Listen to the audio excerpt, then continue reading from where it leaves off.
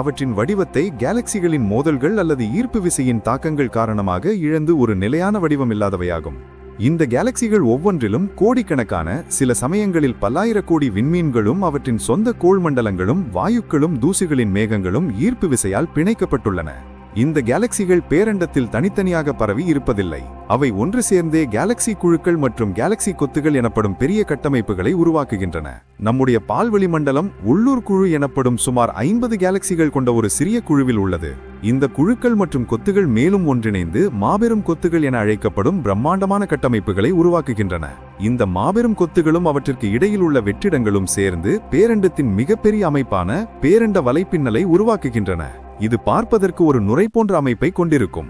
இந்த கட்டமைப்புகளை பற்றி நாம் அறிந்து கொள்வது பேரண்டம் எவ்வாறு உருவானது மற்றும் எவ்வாறு பரிணாமம் அடைகிறது என்பதை புரிந்து கொள்ள மிகவும் அவசியமானதாகும்.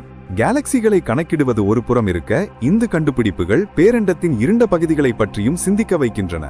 கேலக்சிகளின் ஈர்ப்பு விசையின் ஆய்வில் கண்ணுக்கு தெரியாத ஏதோ ஒரு பொருள் நாம் காணும் நட்சத்திரங்களும் வாயுக்களை விட அதிகமான ஈர்ப்பு விசையை செலுத்துகிறது என்பது தெரிய வந்துள்ளது. இந்த மர்மமான பொருளுக்கு இருண்ட பொருள் என்று பெயரிடப்பட்டுள்ளது. மேலும் கேலக்சிகள் ஒன்றையொன்று விலக்கி பேரண்டத்தை வேகமாக விரிவடைய செய்யும் ஒரு மர்மமான ஆற்றலும் உள்ளது. இதற்கு இருண்ட ஆற்றல் என்று பெயரிடப்பட்டுள்ளது. இந்த இருண்ட பொருளும் இருண்ட ஆற்றலும் தான் பேரண்டத்தின் பெரும்பகுதியை ஆக்கிரமித்துள்ளன.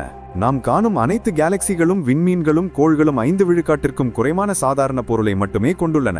இந்த இருண்ட சக்திகள் என்னவென்று முழுமையாக புரிந்து கொள்வதே இன்றைய வானியலின் மிகப்பெரிய சவாலாகும்.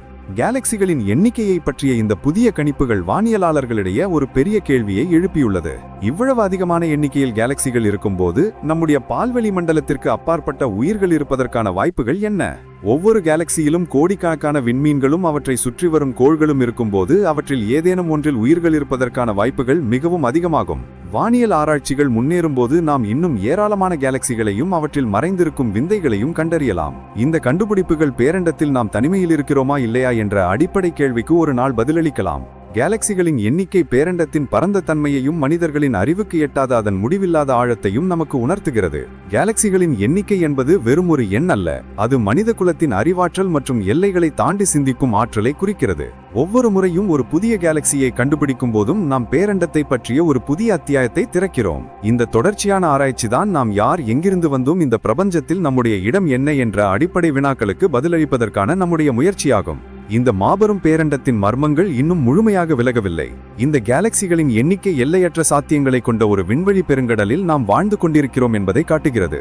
மேலும் இது போன்ற அதிசயங்களை தெரிந்து கொள்ள வீடியோவை லைக் பண்ணுங்க, ஷேர் பண்ணுங்க மற்றும் சுவாரஸ்யமான வீடியோக்களுக்கு சப்ஸ்கிரைப் பண்ண மறந்துடாதீங்க.